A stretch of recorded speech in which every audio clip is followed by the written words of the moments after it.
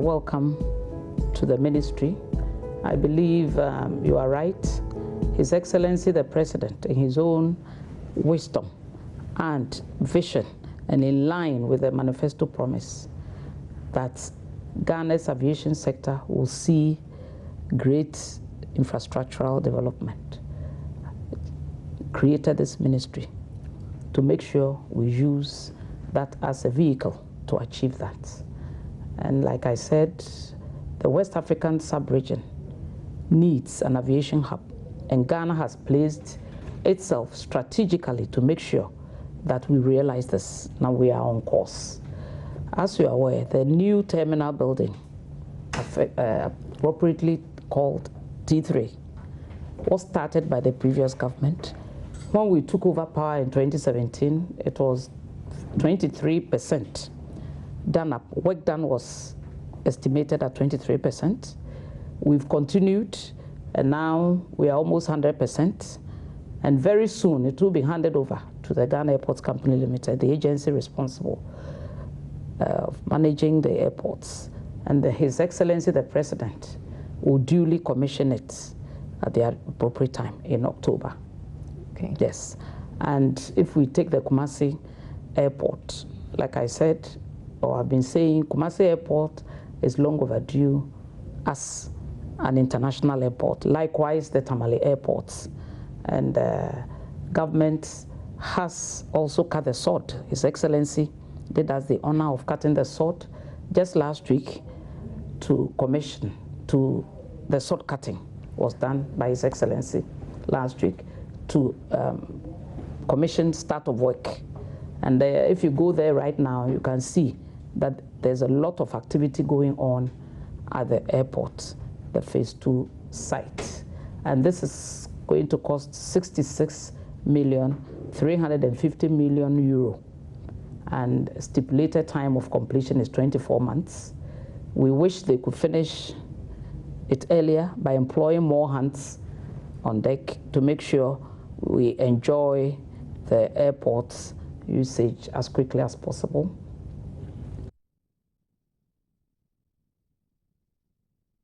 Likewise, the Tamale Airport. Unfortunately for Tamale Airport, we are yet to secure funding, so we are on course to do the paperwork. Then we'll send it to Cabinet and take it to Parliament for approval before we also start the Tamale phase 2. Over there, it will be, before that, I want to talk about the Kumasi facilities. We are going to extend the runway from 1981 meters to 2,300 meters. And we are also going to have a brand new terminal, which can also hold, when it's stretched, 1.5 million passengers per annum. And currently it's 400,000 passengers per annum if stretched. And I believe ancillary works are also going to be done. And it will qualify as an international airport.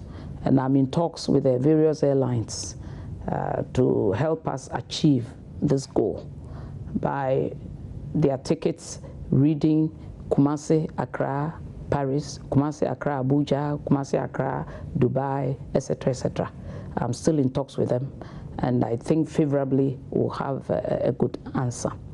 We are also, for any international airport, going to replicate all the immigration, the customs, the security, everything there. And it can provide a lot of jobs, about 1,400, which will be very good. To come to Tamale, we are going to make Tamale Airport international as well and build a Hajj village over there instead of passengers trooping from there to Accra to be in the mercy of the weather, etc. We will fly direct from Tamale Airport. So these are basically the structures we want to put in place. Apart from that, even this morning, I opened the ECOWAS conference on the validation of reports as to the uniformity of taxes and fees in the sub-region.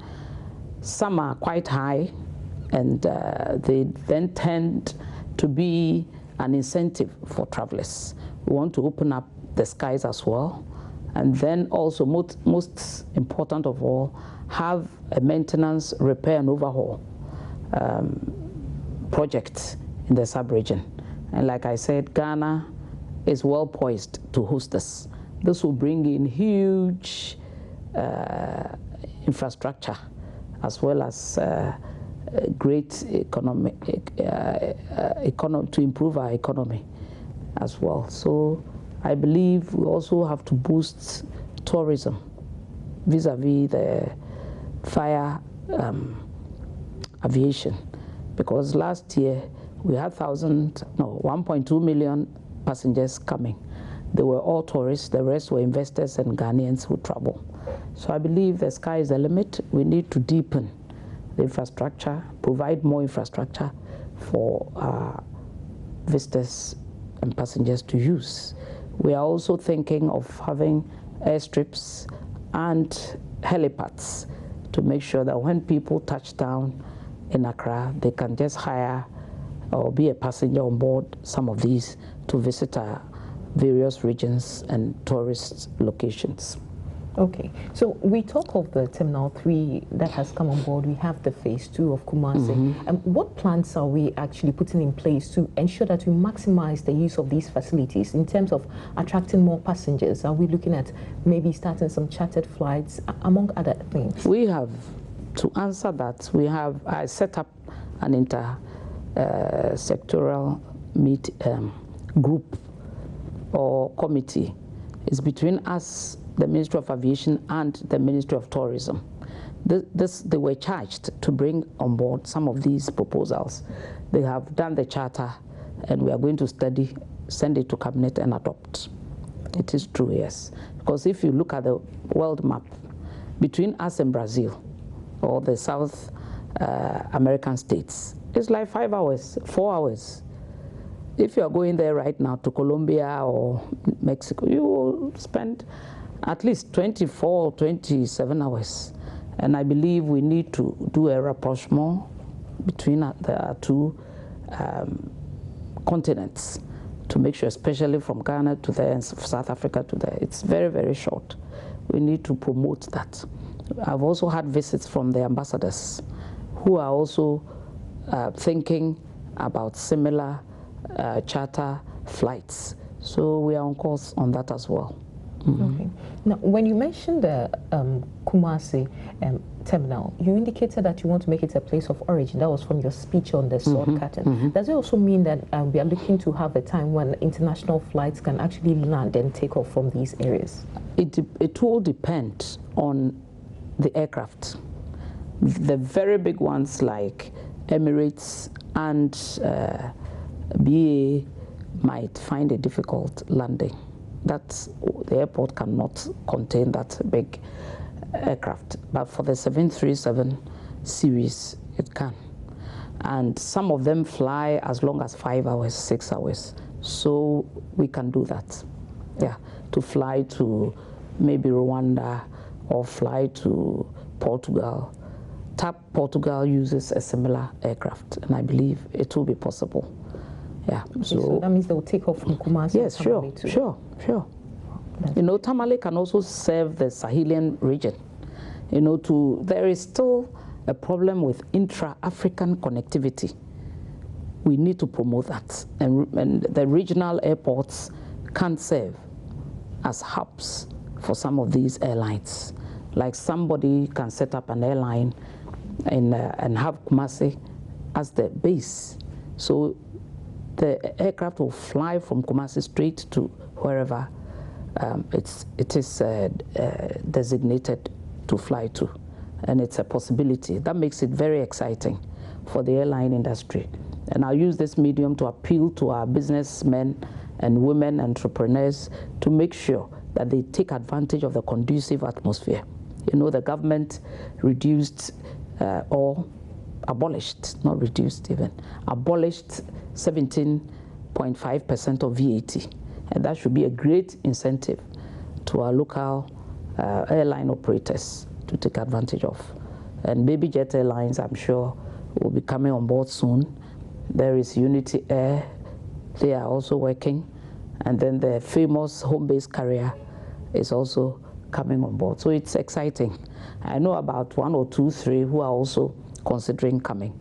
And I believe holding discussions with them will know exactly what their thinking is and advise accordingly.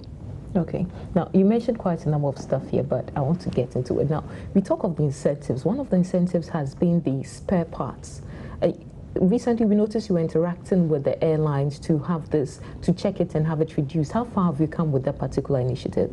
I just had a chat with our executive at this meeting. They are yet to have the meeting to crystallize the ideas so that we can present it to the Ministry of Finance and to Cabinet and to Parliament, yes. Okay, and with a home-based carrier, we knew you were interacting with some 3 airlines, Air Mauritius, Ethiopian Air and Africa World Air. Have there been interest from other airlines, or you've already chosen a partner? We haven't. We cannot, because we have to seek permission from Cabinet. I have to present this to Cabinet before we decide who to go with. We are still at the stage of doing evaluation and analysis of all the proposals that we have received from Abu Dhabi Aviation, from Ethiopian Airlines, from Air Mauritius, and we are also having technical advice from GE Aviation, which is very, very good. Okay, so we are still evaluating. Of course. Is anybody looking bright on the selection so far? Cabinet will decide. Who will recommend something to Cabinet. Okay. Now, looking at the domestic front, you realize that there's this system of monopoly going on with Africa World Air. You mentioned a number of airlines coming, but can we know specifically when we are likely to see them? I mean, Ghanaians have been waiting for quite some time. I know. You see, it's a forced monopoly. We cannot take them on for enjoying the monopoly. The only problem I have with them is the cost of the tickets, and I've called them here about 5 times to talk to them for the reduction. Be it that the government has abolished 17.5%. So the passengers should enjoy to the maximum the benefits of this positive move by government. And the government doing so has been praised at every meeting that this has come up. Government has received a loud applause from operators within the aviation industry that is the way to go. And Starbo, I don't think they chose to have that accident. So left with only Africa World Airlines. I can see, I have the empathy to feel for all of us who travel. Because I don't want to be disappointed, travel by road to Kumasi. And I believe other people should bear with them. And they are trying their best. And we need to keep them on course to continue to provide the services they are providing. And we are all praying very hard that Baby Jet is the one to come first. That one I can tell you on authority, because Captain Samojan came here to brief me himself with his team. And like I said, the Unity Air is also on the ground. He's going through the processes to make sure that all his papers are correct before he starts. And the home-based carrier, we have a charge, marching orders by His Excellency to be able to come up before the end of the year or by the close of the year. So we are on course. That's interesting. Yeah. So with these airlines coming on board, once upon a time we already had about 4 or 5 of them, but they all fell because of various, problems that they had in there. This time around, how are we going to ensure that these airlines coming do not also fall along the way? You see, for the policy of business for this government or with this government, we make the conducive atmosphere ready for business people to take advantage of. Airline business is not a joke. Airline business in Ghana, all these other airlines, they were all private. privately owned by entities and individuals. How they do their business is their business. We put out the policies to help them achieve their goals. But how they do their business is their business in the sense that I cannot go and sit in their boardroom to advise unless they come to me, or unless from afar I see something going wrong or a suggestion that can help them. Some went in for wet leases that were prolonged, I hear, officially. Some had boardroom problems. And I believe those coming have learnt their lessons, including the one we are going to have very soon as a home-based carrier. Ghana is not going to own the business. We are getting out there with strategic investors and partners to make sure we chaperone them into being. We will have a stake, and at the appropriate time, I think the details, like I said, we are still working out the details. We'll put them out for everybody to see. So it's a question of the vision of the entrepreneur. And I pray to God that they will pass through here and our agencies to make sure they are well advised to do their business. Okay.